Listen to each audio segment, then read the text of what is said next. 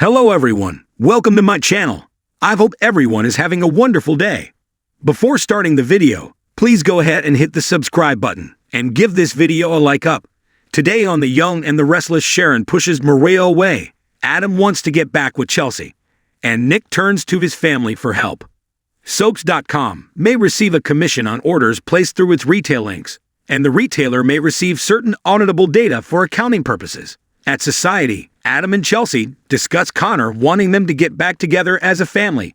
He wonders where it's coming from. Chelsea thinks it's maybe because he sensed something between them. Adam doesn't think they gave any of that away to Connor.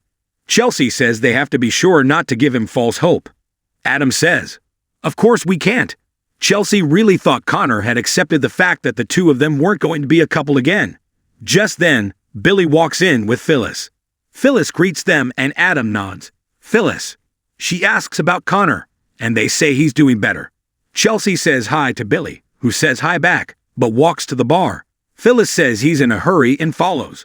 Chelsea tells Adam that Billy's angry. Adam thought he put on a better act than that. Adam asks if they're going to have to feel guilty now every time they see Billy or Sally. Chelsea reminds him they hurt them badly. Adam doesn't like how Billy blew her off. Chelsea points out she cheated on him twice, and says they'll just have to live with the discomfort. At the bar, Phyllis remarks on the frostiness between Billy and Chelsea. "Please tell me she didn't dump you for Adam." Billy says she didn't leave him for Adam, and they're not back together. Phyllis thinks something has happened between the two of them. Billy tells her to stop, she's digging for gossip. His personal life is off limits. "Mind your own business." Phyllis says fine, but points out they're working together. There's a certain amount she needs to know. If there's bad blood, it will have an impact on their company. Maybe it would help you to talk to a friend. Billy says he's fine. Phyllis thinks he's about to explode. At Newman, Victoria presses Victor to respond to her proposal about Billy. He snarks that this ex-son-in-law is the gift that keeps on giving. He refuses to reconsider buying him out. They debate as to whether this is just good business, as Victor claims. Victoria wants her mother to help her out, but she's with her father on this. She can't always bail Billy out. Nick walks in and Nikki asks, "Is everything all right?" He shakes his head. "No, it isn't." Nick tells them that Sharon is lashing out and Daniel and Lucy. He describes the scene in Society. Victoria can understand her being upset. Nick says it's beyond upset, and it's not an isolated incident. He feels the accident was a trigger. Every time she's around Daniel and Lucy, it sets her off. Victor asks if they've spoken to her. Nick says she shrugs it off and claims it's her new meds. He doesn't know what to think. Sharon is at the point where she's actively avoiding them. He knows they're not big fans of her, but he was hoping for some family advice. Nikki and Victoria reassure Nick and ask how they can help. Victor asks what he thinks is wrong with her. Nick's not sure. They don't know if she's keeping up with her doctor's appointments or even being honest with him. He wonders if he should bypass Sharon and go directly to her doctor himself. In the motel room, Sharon listens as Maria tells her on the phone that she's in Madison. "What? Madison? Why?" She blurts. Maria says she's knocking on her hotel room door. Sharon stammers and asks her to hold on. Cameron mutters, "I told you your family was going to check your story. How are you going to get yourself out of this?" Sharon goes back to the call and claims she was taking a sip of water. Maria asks her to let her into her hotel room. Sharon says she's not there. She's out for a walk. She's fine, but was just a little bit dizzy. Maria wants to meet up with her, but Sharon says that's not necessary. Maria offers to handle the meeting. Sharon says the CEO canceled the meeting. Maria asks, "So you came all the way to Madison for nothing?" Sharon chirps, "It looks like we both did. Sorry. I will see you back at home. Love you, honey. Bye." She disconnects and Maria looks stunned on the other end. Cameron complains that she shouldn't have cut Maria off. Now she'll never let it go. Sharon's phone rings and Cameron bellows, "Answer the phone." Sharon does, and Maria tells her she hung up before she got to finish. "Are you mad at me or something?" Sharon says no. She must not have heard her is all. She repeats that she'll see her at home. But Maria wants to meet up in Madison and hang out. Sharon wants to just meet up at home. She needed some time to herself. Maria thinks she doesn't sound like herself. She would like to see her before they head back. Sharon snips. "Maria, stop it." She rails at her about coming to Madison to check up on her. You came here to make sure I wasn't off somewhere spinning out. Maria denies it. Sharon rants that this is all making her wonder if Faith really had a crisis. Was it a ploy on Nick's part to get her to come home? Were they waiting to interrogate her at home? Maria concedes they are worried about her. Sharon wants them to give her some room to breathe. Do you all really think that I'm that far gone? At Society, Billy tells Phyllis that when Chelsea and Adam were in Baltimore with Connor, they slept together. She's sorry. He says, so am I. They debate whether it happening just once makes a difference. Phyllis thinks it makes sense that they got closer in some fashion.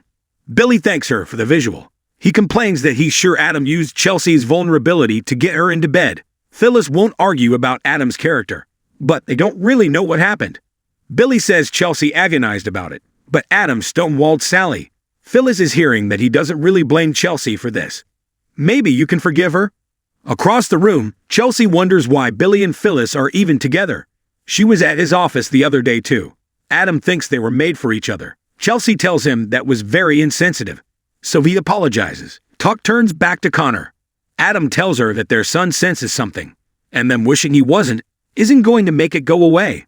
At Newman, Victoria tells Nick that Sharon's doctor won't talk to him. Victor wonders if he can convince him that her life is in danger. Nick doesn't think she'd intentionally harm himself. Victoria and Victor bicker about the idea of Nick bullying the doctor. Nick thinks he should tell him what he knows and what he's seen. Victoria says she might see that as a betrayal. Nick has to take that risk. Victor urges him to take Faith out of the whole scenario. Have her live with you for a while. Nick sighs. She won't do that. Victor says she doesn't need to see her other spin out again. Nick argues that's not the answer. Victoria and Nikki favor giving the doctor all the facts.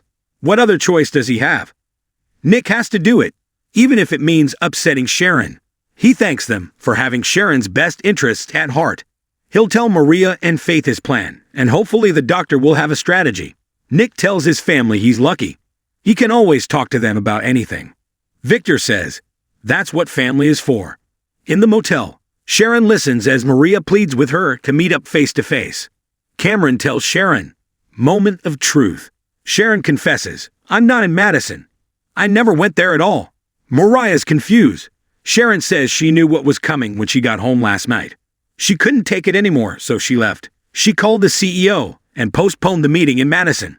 She wants to be alone and think about her life and where it's going. Maria says she's scaring her. Sharon promises she won't do anything to herself, but she can't live under the microscope. They're suffocating her. So she ran. Maria's sorry if Sharon feels they put pressure on her. They just love her so much. Sharon tells her it's reached a point where she can't take it anymore. Maria is trying to understand, but she thinks there's a way they can all work it out as a family. Sharon says there isn't. At least not now. Mariah asks, what are you going to do? Sharon's going off the grid for a little while. Maybe she'll go to Sedona. She warns, don't try to track me down either. They all just need to give her space to heal. She'll reach out when she's ready. With that, she hangs up. Cameron tells Sharon that needed to be done. Sharon squeezes her eyes shut in a grimace. At Society, Chelsea is surprised Connor even wants them back together again, considering everything that happened the last time they lived together and afterwards. Adam asks, have you thought about it? Chelsea can't believe he'd even ask her that. The answer is no. She's been too mortified and full of guilt. Why? Have you thought about it? Adam says, no. It's the same for me. She thinks they need to talk to Connor so he doesn't get his hopes up. Adam snarks, got it. Chelsea senses he has something on his mind and urges him to come clean. Adam says, you asked for it. I lied. The idea of them as a couple did enter his mind. He can't deny it. Like we used to be. Better than we used to be. Chelsea shakes her head. You can't really believe. Adam tells her to dig down and feel it. There was more going on than fear that night in Baltimore, and he hasn't been able to shake it. At the bar, Billy tells Phyllis he might be able to forgive Chelsea if it was anyone other than Adam. He always finds a way to ruin his life. Phyllis can tell Chelsea is feeling guilt and regret. What if they just came together as two parents worried about their son? It's been known to happen, you know. Billy says that was Chelsea's take. Phyllis urges him to believe her. They've all made mistakes. Over and over. She suggests he believe Chelsea and let her make it up to him. At Newman, Nick says goodbye to his family members, and Victor assures him it will all work out. Nick exits and pushes the elevator button.